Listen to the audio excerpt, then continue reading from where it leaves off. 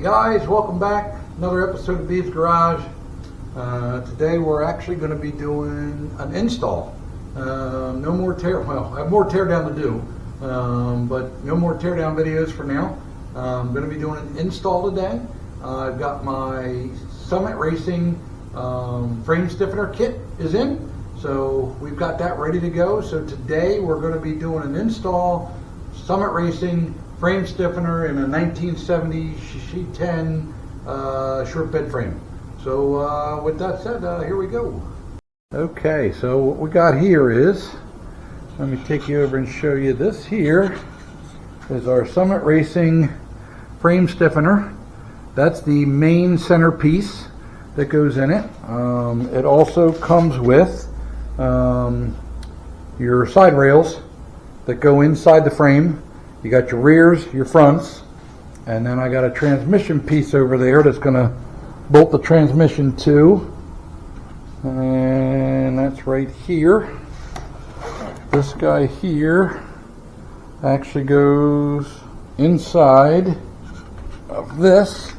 Once it's in the truck, that'll be your transmission mount there, and that thing will sit just like you see it moving forward. You can see the frames come along. I've already got some painting and some cleaning done, all the disassembly's done. To do this kit, you need to remove your center member, which I've already done. You've got to remove your transmission cross member, which I've already done. And you've got to remove the top two bolts in both of your front cab mounts have to come out. I've also done a little test fitting already. So I'm a little ahead of what you would need to do. I've read online, they say you can do these kits with the cab installed, but I'll be honest, I wouldn't want to attempt that. I think the way I'm doing it here with everything off is just the best way to do it. I've got my frame sitting on 4 straight jack stands, all the same height, level floor. I've checked my frame, I've taken all my measurements side to side. We're straight, we're clean. Everything's good to go on that, so we're flat there. This is the Summit kit. It also comes with a nice set of motor perches, which I'm not using because I already have my perches in and I don't need theirs. Those are the ones I'm using there. Those are the CPP brand. But over in here, in my pile of parts, you'll see right down there, those are the motor perches they come with. They're really nice. I just don't need them because I've already got some. So, and it comes with all the bolts. It comes with another piece too you can use if you're using a 2-piece drive shaft. You can mount your carrier bearing to it. You'll see there's my old center member there. This is the piece you would use if you're going to use your carrier bearing, but we're not using that. We have a 1-piece drive shaft, so we're good there. I went with the Summit kit strictly because of the tube. It's really just because of the tube design. I like the tube design. A lot of my cross members, all my cross members are getting changed out for tubes. So I got tube here. That's going to be tube. That's going to be tube. I'm running tubular trailing arms, tubular upper and lower control arms. The front cross member is going to be tubular. So I really just went with the Summit kit because I like the tube look. It's going to match with everything else. However, there are nice kits out there. There's a kit, Tinworks Fabrication makes a really nice kit, and so does Porter Fab. So I looked at all 3 kits, and all 3 would have done what I need them to do. I literally just went with the Summit because I like the tubular design. It's going to match with all the rest of my frame design. So yeah, so that's that. And then what we're going to do, we're going to install first. I'm not going to keep the video rolling the whole time because I'm in here by myself today, but we're going to install these rear plates first, and then the front plates. I'm going to set everything in place, and then we'll set that guy in. I think it's going to be a fairly simple install. The only hard part I think is going to be I am going to have to drill a couple holes because them front ones, all the holes don't line up, so I will have to draw a couple holes up there. But yeah, that's it. So let's get moving on this guy. Okay, so back, you can see now I've got my boxing plates in. That one there is in. That one there is in. And then same on this side. Boxing plates are in. The mounting plates for the frame. So now that'll come over into the middle, come up and bolt into here. My trailing arms will bolt in at the back. Everything is just being set in place. I'm not doing leave everything loose until you get everything set where you want it. So you'll see I just got the bolts just kind of set in place there. So we're going to leave that all loose. And then now with this kit, I did notice not all the holes line up here. So those are my 2 holes for my front. And then in here, there's some other holes that don't quite line up. So I will have to mark and drill a couple holes. But other than that, so far it seems like a pretty simple install. Other than drilling a couple holes, mount your plates, set them in place, get the thing centered, take a couple measurements, bolt everything down, and you're done. So once again, make it look simple, I guess. Not for everybody, but yeah. So now I'm going to bring that big piece in, get it in the middle, get a couple bolts in it to hold it in place, and then we're going to take some measurements and see what we got. Okay, and now you can see we've got it set in place. Mock-up is complete. That's how it's going to look. I had to rearrange the plates a couple times. Unfortunately, one thing Summit does not do is give clear instructions, and they say the plates can only go in one way, but in reality these back 2 plates can be flipped, and that's what I had wrong. So I had to flip them once, flip them again. But overall, when you see these go in, I have that other plate. What did I do with it?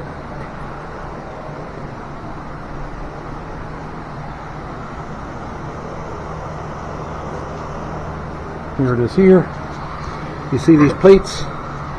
When these plates go in, you can clearly see there's 2 holes on the side, and you can see from here to here is a shorter, and that's a longer. And they don't tell you on the directions, but you want the longer side facing to the front. So you can see them holes are clearly offset. They're not centered. That side longer, that side shorter, and that's how you want it to go. You want your shorter to the back, longer to the front. I had them in the wrong way the first time. None of my other holes lined up, so I had to pull them back out. Once again, the instructions are not exactly clear. Not knocking Summit. I think they do a good job.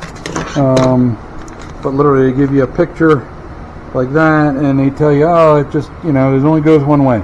Well, it doesn't only go one way. It goes 2 ways. And if you put it the wrong way, the holes don't line up.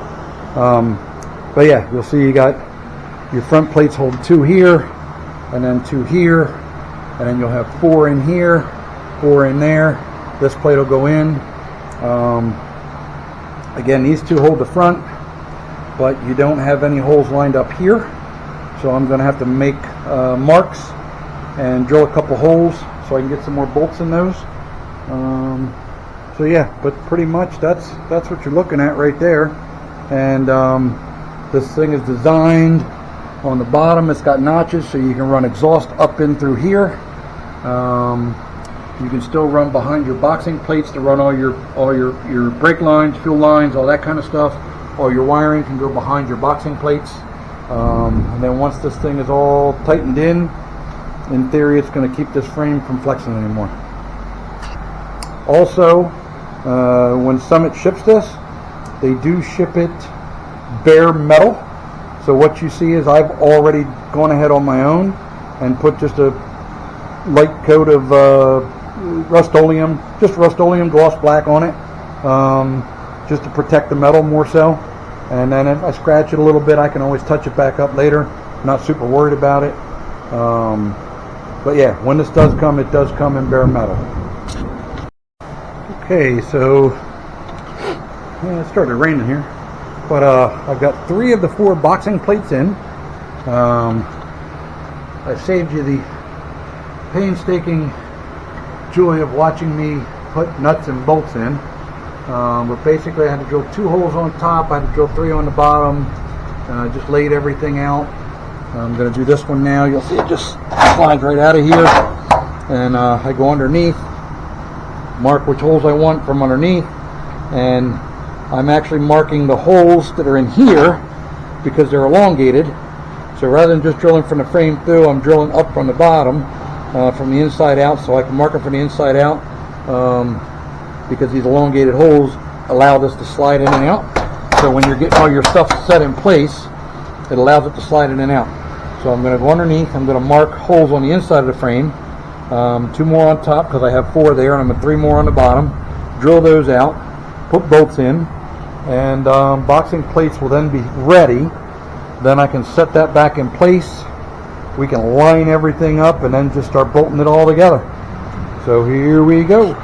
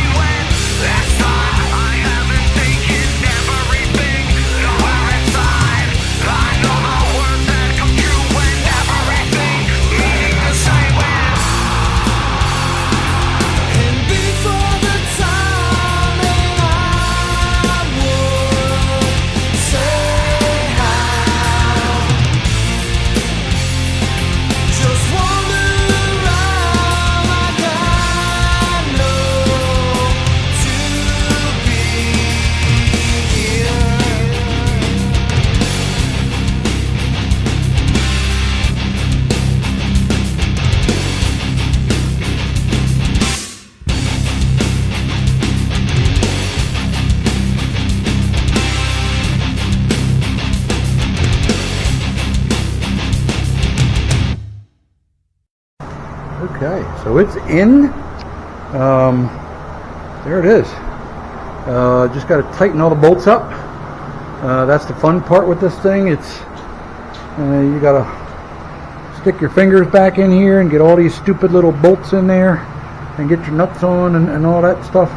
I mean, I thought about putting the bolts the other way so it was easier to get to the nut, but then it just doesn't look as clean that way. So yeah, so that's it. That's the basically installed. I'm going to show you some more once I get the bolts all tightened up. But that's what we're looking at. You put your side plates in, and then drop your cross member in the middle and line everything up, and then just bolt it down. once again, pretty simple as long as the everything's out of it. So there's that. Okay guys, and we're back a couple days later now, but the frame stiffener install is done. I did it in multiple pieces in the video clip, so you're going to see a bunch of short clips. At the end of the day, I'm probably going to edit this thing down to under half an hour, when it really did take me a couple hours to get it done. You know, it's the standard YouTube thing. It took me all day, but I'm going to edit it down to about 30 minutes. All together, the thing really tightened up nice. Came in, fit well, everything went together well. I just, by the time I was done the other day, I didn't feel like doing any more video, and so I called it a day. So we're back now. It's a couple days later, but we're done. Everything tightened up. Be honest with you, the hardest part, I'm going to switch this over here. Okay, the hardest part was actually just putting in all the bolts. There was like about a couple hundred nuts and bolts and washers that had to be put in all this. It was kind of like assembling a bookcase from IKEA. There was 10,000 little bolts that had to be put in, and everything had to be tightened. The hardest part too was a lot of the bolts you have to get up in between the boxing plates and the frame and get your hands in there to get those tightened up, to get them started and all that fun stuff. Cut a few knuckles up on the process. I really could have used maybe a little person with long arms and tiny hands to get up in there and get that knocked out. But all together, we got it. It's a clean install. It looks good. Tighten the frame up nice, and I think we're pretty good on that. So that finishes up our Summit Racing frame stiffener install. The other thing I will tell you that I made a mistake on, because I'm a guy and I didn't read all the directions properly. On these boxing plates, there is a set of front holes and back holes. I installed this thing in the back holes, not realizing, and then when I reread the directions, I had to move them to the front holes, because the back holes are for stock height truck down to a 4-inch drop. And then if you're running a 5-inch drop or lower, you want to move it to the front holes. So I was not paying attention, screwed that up, put them in the wrong holes. The drop I'm running on this truck is actually 7 in the back and 5 up front. So with the 7.5 drop, I do have to run it in the front holes. But that was the only real mistake I made. Everything else tightened up nice. And next up, that we're not going to put in this video, maybe in the next one, new flex plate goes on. Transmission 700R4 trans goes back in. Going to tear down the rest of that front suspension, tear down the top half of the motor, and I'm going to pull off those trailing arms because we're getting new ones. And waiting on some cross members to come from Porterbuilt, and then that'll all be on the next video. So for today though, that completes that, brings you all up to speed on things, and thanks again for watching. There's going to be some more teardown coming up. Once all the teardown's done, then you get the fun of seeing me putting stuff back together again. That's where the real fun comes in. Teardown gets boring after a while. So yep, thanks for watching another episode, Bea's Garage. Like, comment, subscribe. Have a great day.